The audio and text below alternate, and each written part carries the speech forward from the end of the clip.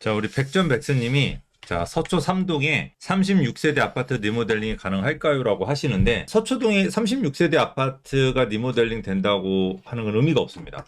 그러니까 주변에 뭔가 좋아지는 인프라가 있어야 돼요. 뭐 예를 들어서 요즘 정부사 부지, 방배동, 서초동에 정부사 부지 개발되는 바로 옆이라든지 뭔가 확실한 포인트가 돼서 그 리모델링에서 평수를 늘려서 고급화로 지었을 때 먹힐 만한 그런 포인트가 있다 하면 괜찮습니다. 그러니까 여러분들 그런 포인트를 찾아내는 게 이게 숙제예요. 그러니까 서초동 강남권이라고 해서 무조건 나올 아파트 좋다라는 건 절대 아니니까 그런 포인트를 여러분들이 찾아낼 수 있는지 없는지 해보시고 정 안 되면 저희 세미나 때 오셔가지고 저희랑 같이 얘기를 하면서 이거보다는 저희가 이게 조금 더 낫습니다라고 하는 걸 저희가 추천도 해드릴 수 있고 골라드릴 수도 있으니까 여러분들이 하나만 가져오지 마시고 여러 가지 대상되는 것들을 가져오셔가지고 진짜로 여러분들이 돈 되는 안전하고 성공할 수 있는 재테크를 할 수 있게끔 저희랑 같이 찾으면 될 것 같습니다.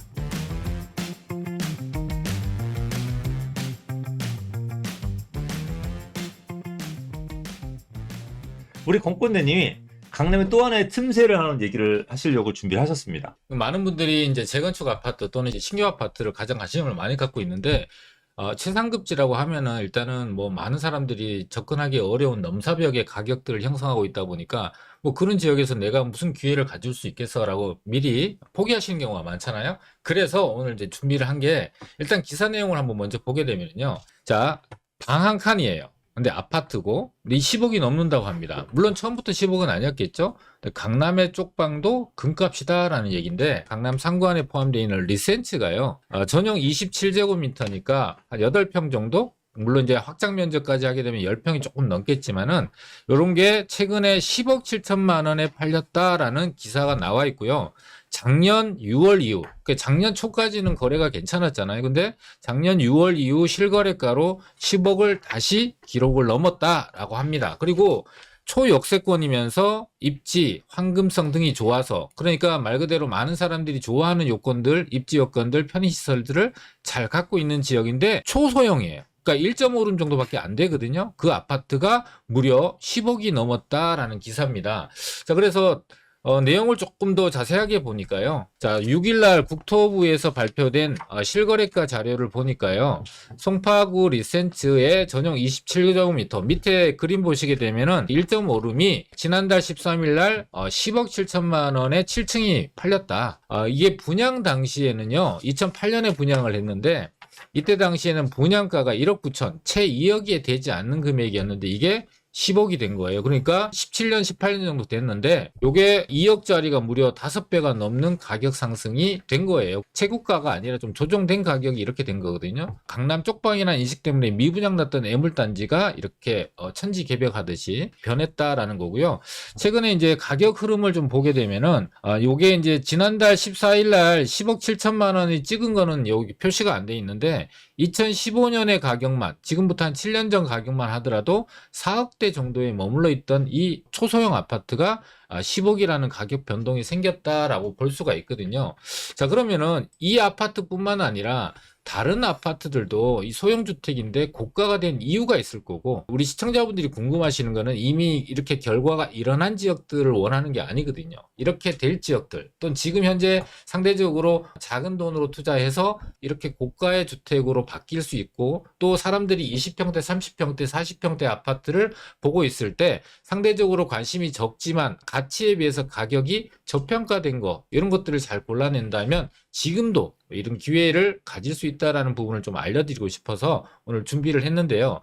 일단은 강남권, 아까 이제 송파권을 봤으니까 강남권에 삼성동에 보면은 힐스테이트 2차라는 아파트가 여기 봉은사역 쪽에 가깝게 위치를 하고 있거든요. 이게 예전에 AID 차관 아파트였는데 여기에 보게 되면은 최소형 평수가 15평짜리, 16평짜리가 있거든요. 근데 요 16평짜리 가격이 2014년, 17년까지도 한 8억 정도, 그 다음에 2014년 정도에는 한 5억 정도대의 가격에 머물러 있던 것이 지금 현재로는 15억 5천만 원 정도의 실거래가가 찍혔거든요. 그러니까 5억대에서 15억대로 가격이 상승을 했으니까 3배 정도의 가격 상승이 있었던 거잖아요. 근데 이때 좀 우스갯소리이긴 하지만 2018년 정도에요. 이게 한 8억대에서 10억대로 올라갈 때 우리 이제 전문가들 몇몇이 이제 그 개인적인 자리에서 야, 강남에 원룸이 8억이나 한데 이게 말이 돼? 뭐 이런 얘기를 주고받았던 게 기억나거든요. 근데 이게 지금 현재 8억대, 10억대가 아니라 15억대까지 올라갔던 그런 사례를 볼 수가 있고요.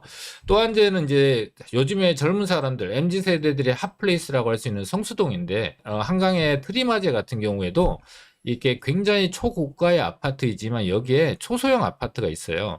16평형도 있고 18평형도 있는데 16평형 같은 경우는 1.5룸이거든요. 근데 보시다시피 최근에 가격이 좀 조정이 돼서 15억 9천 정도에 거래가 됐다가 최근에는 16억 9천으로 오히려 가격이 빠른 속도로 회복이 됐는데 이게 1.5룸 정도의 실평수는 한 12평 정도 되는 그런 아파트인데 16억 9천, 그러니까 거의 17억에 가까운 가격을 하고 있다라고 볼 수가 있고요.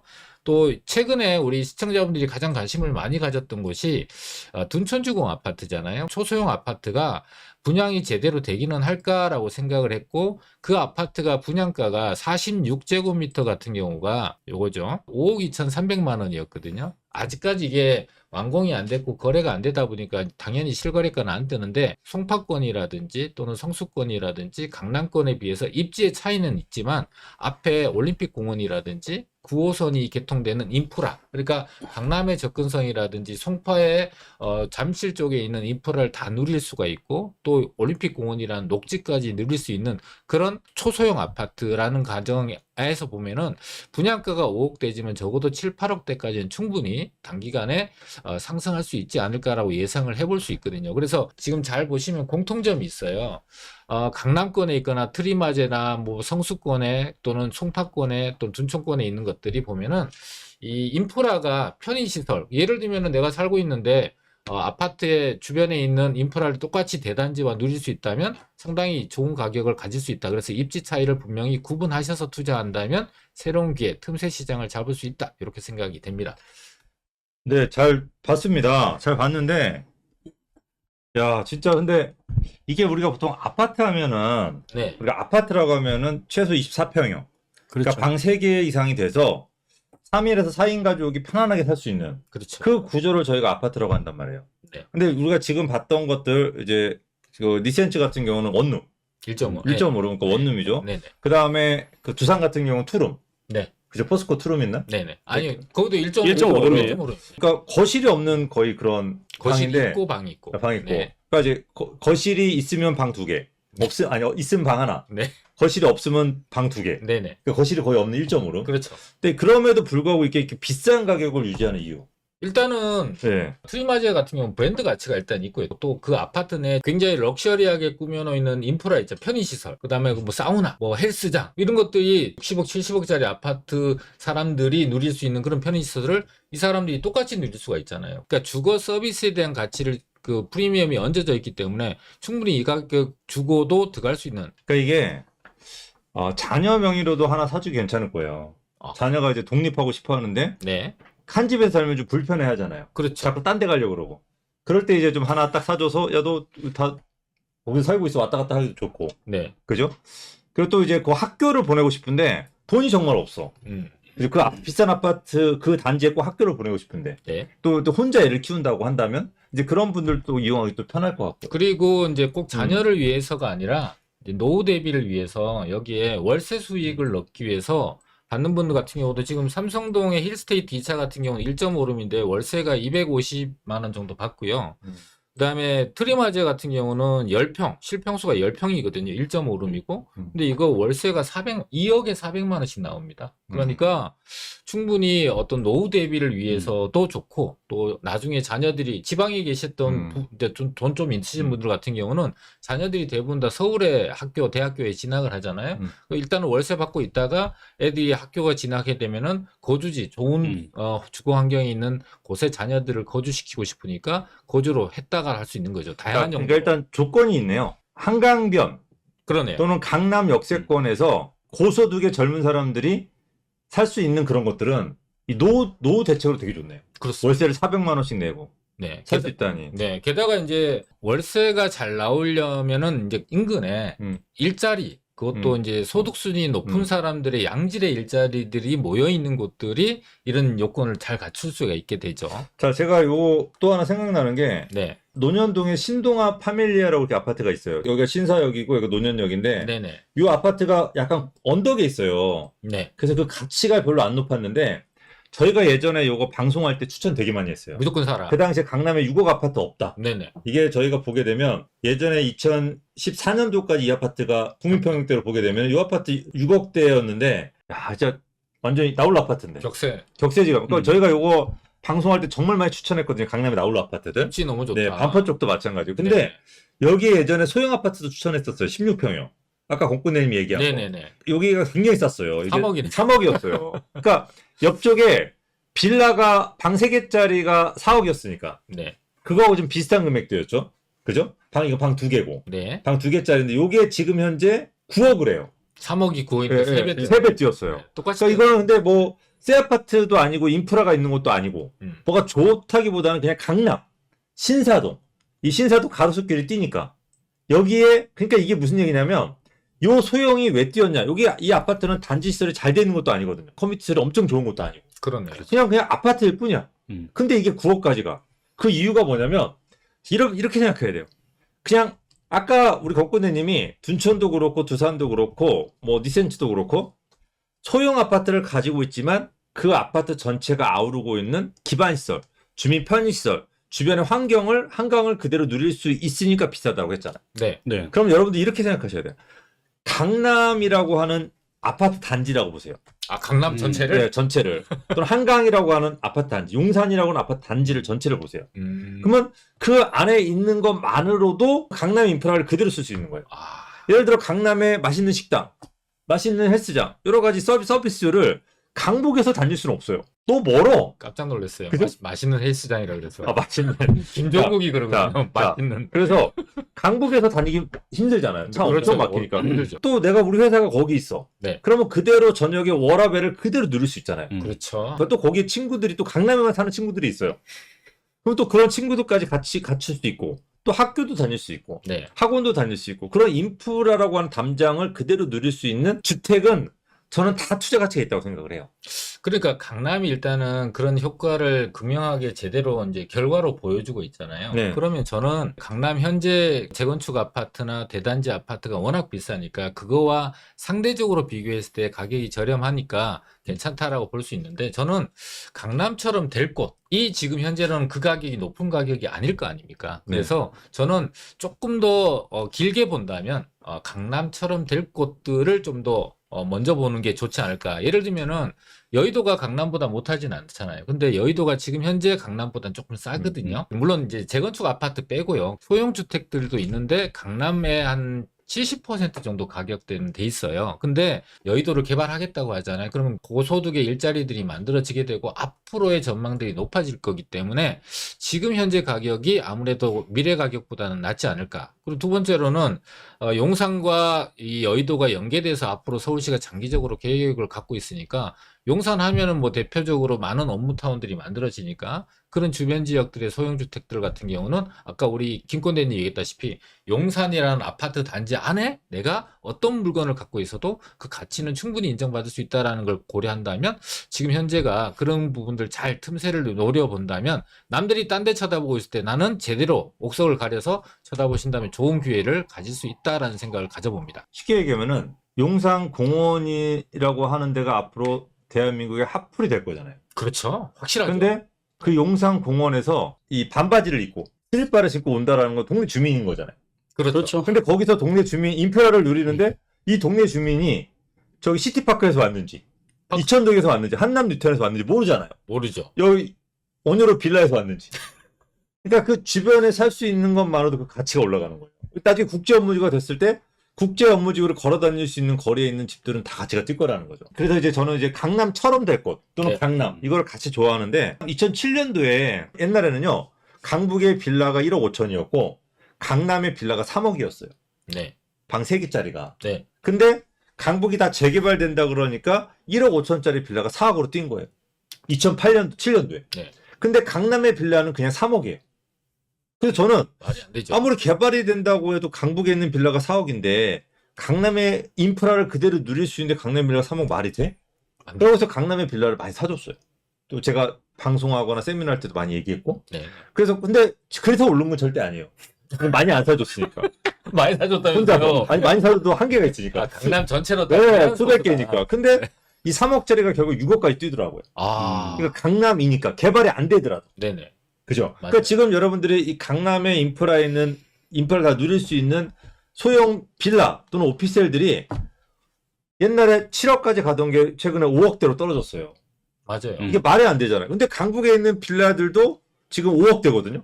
그게 가격이 같아요. 말이 안 돼요. 근데 이게 말이 안 되는 일이 지금 벌어지고 있는데 이게 개발이 안 되더라도 이 강남의 빌라는 5억짜리가 8억으로 뛸 거예요. 무조건. 근데 여기서 또 하나의 팁이 강남의 빌라도 개발이 돼요.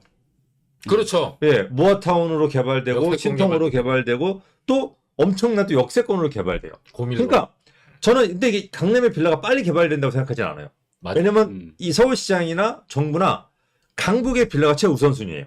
강남은 지금도 아파트가 많으니까. 근데 수요는 또 더 많잖아요. 그렇죠. 그래서 이 강남 쪽은 아파트 가격이 올라가면은 공급을 해서 풀어줘야 되니까 결국 이 단독 빌라를 또 계속 개발해 줄 수밖에 없어요. 물론 좀 기다려야 되지만. 그러면 지금 강남 아파트가 올라가고 있습니까? 떨어지고 있습니까? 근데 차이점이 강북의 아파트가 되면은 13억, 15억짜리가 되고 강남의 아파트는 25억, 30억짜리가 되니까 만약에 드문드문 지정이 되더라도 만약에 지정만 된다면 주민들의 합의라든지 사업 속도는 단합이 왜냐면은 얼마가 될지 뻔히 보이고 사업성 자체가 좋으니까 원래 사업성이 좋은 재개발은 굉장히 속도가 빨리 진행되거든요. 그러니까 오히려 많은 구역들이 강북에 지정이 되지만 만약에 강남에 지정되는 곳들이 어디가 된다 알 수 있다면 그 지정되는 곳은 사업 속도가 굉장히 강북보다 빠를 수 있다. 이 차이점을 알고 계셔야 될 것 같습니다. 그러니까 저희가 소형 아파트를 뛴 거 본 것처럼 네. 강남의 빌라가 가치가 있는데 지금 왜 쌀까? 왜 싸죠? 전세 역전세 때문이고 맞아요. 보증보험 때문이고 공시가격 때문이죠. 그죠? 역전세가 걸려서 강북하고 강남의 전세 가격이 같아요 지금. 말도 그렇죠. 안 되게. 근데 말도 안 돼. 누가 생각해도 말이 안 되잖아요. 왜냐면 결국은 그럼 사람들이 강북의 빌라 전세랑 강남의 빌라 전세가 같아. 그럼 사람들이 시간이 가면 갈수록 어디 살려고 그럴까요? 강남 오겠죠. 강남에 살려고 그랬죠. 강남이 같은 또 거. 물건이 지금 새로 빌라들 공급을 안 하고 있잖아요. 못하죠. 그리고 서울 시내 단독주택 숫자가 이제는 2% 미만이에요. 그러니까 빌라 지을 자리도 별로 없는데 가뜩이나 역전세 때문에 빌라 분양이 안 돼. 그럼 빌라가 이제 공급 없거든요. 네. 그러면 사람들이 전세를 점점 어디로 몰려들까요?